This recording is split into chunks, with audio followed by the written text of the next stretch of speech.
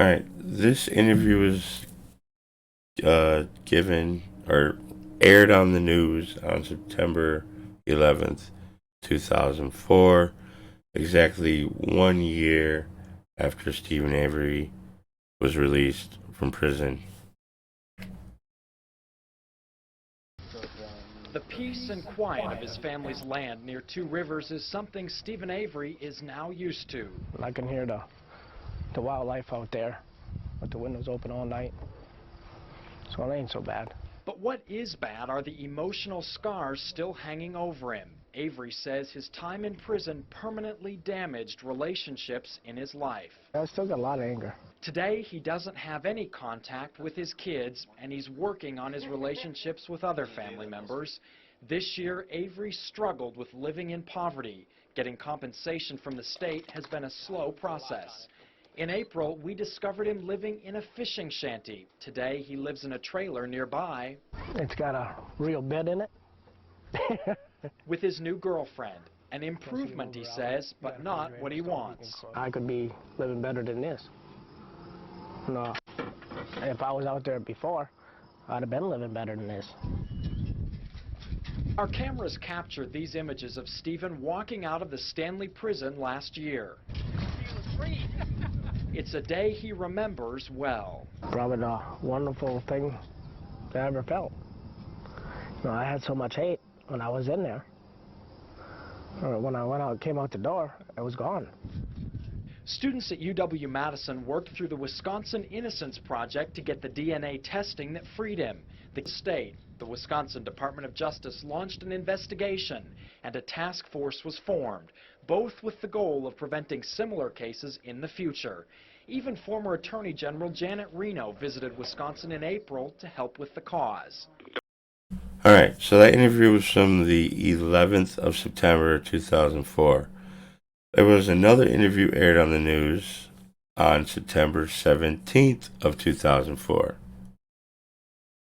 42-year-old Stephen Avery will never take for granted, but he can't enjoy it either. My whole life is gone. Now I don't know which way to go. For almost 18 years, Avery lived in a cell, September 17th, 2004, and he's working on the exact van that's placed or called for Teresa Halbach to come take a picture of. Again, this is September 17th, 2004. falsely imprisoned for a rape he didn't commit. I had so much hate inside. But as soon as I came out the doors, they all left. Do you still have any hatred or anger left? Oh, I got a lot left. I don't know if I'll ever get rid of it. Avery does odd jobs to make what little money he can. The only financial assistance he's received so far is from a fund a Door County lawmaker set up on his behalf after news that Avery hadn't received any money from the state for his false imprisonment. That's almost all gone, so I don't know. I'll have to sit home more. Now, home is this trailer next to his sister's house where Avery lives with his girlfriend. The trailer is a step up from this old ice shanty that Avery called home for 8 months after he was released from prison. He says, believe it or not, he actually still misses this thing quite a bit. After 18 years, it gets to get used to small places, right there. And you got to do everything right there. When and if Avery ever gets that money from the state for a miscarriage of justice, he has a few ideas of how he wants to live. Sit back, relax. I have my own house. Go fishing, hunting. Maybe do some traveling. Chris Goodman, Fox 6 News. Alright, so this is September 17th, 2004. Exactly 4 days after this interview. That Blazer behind Stephen Avery, owned by Barbionda, is set on fire and then reported stolen. Stephen's giving interviews to everybody that'll talk to him, and it's big news. State did its investigation of his wrongful conviction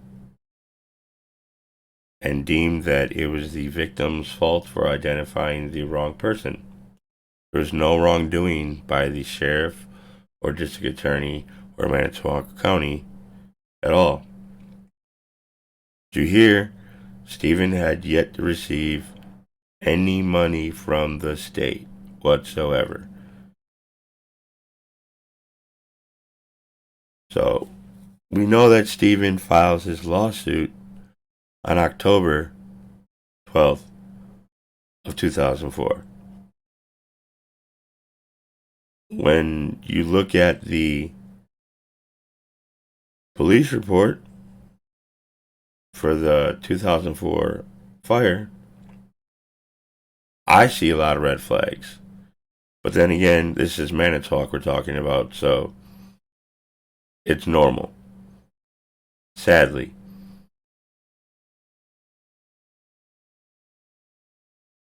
Were they trying to get him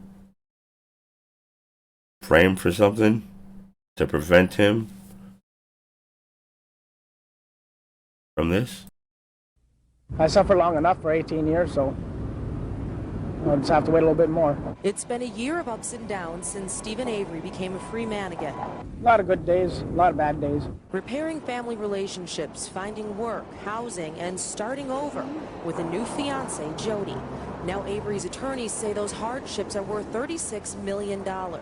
They charged in federal court that the former Manitowoc County Sheriff and District Attorney ignored evidence pointing to a known sex offender, instead focusing their sole attention on wrongfully convicting Avery. Avery says filing that lawsuit was a step forward in his long, painful recovery process, and he hopes it will encourage authorities to be more careful in future investigations. Thing is, This is October 12th, 2004, the same day he filed his lawsuit. So, I don't know. Makes me wonder. If you want to check, I did a video on the 2004 fire of Barb's Blazer. Should have been a lot more follow-up on certain individuals that wasn't. I'm going to leave it at that.